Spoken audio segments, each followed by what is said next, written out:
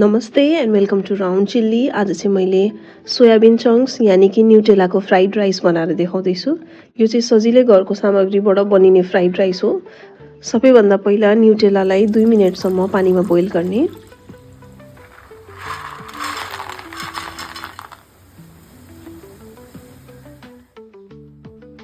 न्युटेला boil भइसकेपछि यसलाई सेलाउन दिने र यसबाट पानी निचरेर फाल्ने।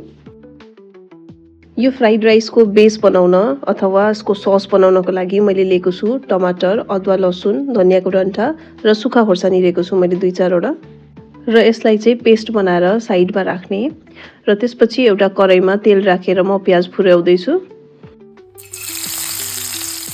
यतिको गोल्डन ब्राउन भएपछि यो प्याज निकाल्ने। यो चाहिँ हामी लास्टमा गार्निसको रूपमा युज गर्छौं र यसले चाहिँ तेलमा पनि प्याजको फ्लेभर दिन्छ। त्यसपछि अघि बनाएर राखेको पेस्ट यो तेलमा राख्ने।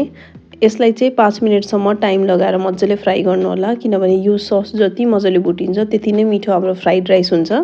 यतिखेर मसिनो चप गरेर अरू भेजिटेबल्सहरू पनि एड गर्दा हुन्छ, जस्तै मसरुम, पिज, क्यारेट, क्याप्सिकम। अब चाहिँ हाम्रो घरमा हुने बेसिक मसलाहरू हाल्ने, जस्तै हल्दी पाउडर, रातो धुलो खोर्सानी र नुन। यो सस तयार भइसकेपछि अघि निचेर राखेको सोया चङ्क्स पनि राखिदिने र यसलाई पनि मजाले 3-4 मिनेटसम्म फ्राई गर्ने। यसरी फ्राई गर्दा यो सोया चङ्क्सले मसला र तेललाई मजाले चुस्छ र खाँदा रसिलो हुन्छ।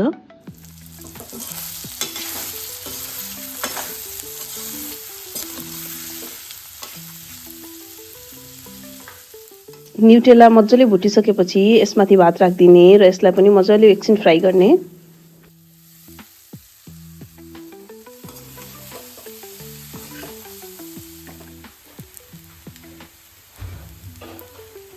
र यसरी मजाले फ्राई गरिसकेपछि यसमाथि मसिनो गरेर काटेको धनिया पत्ता र अघि हामीले फ्राई गरेर निकालेको प्याज माथिबाट लाउने।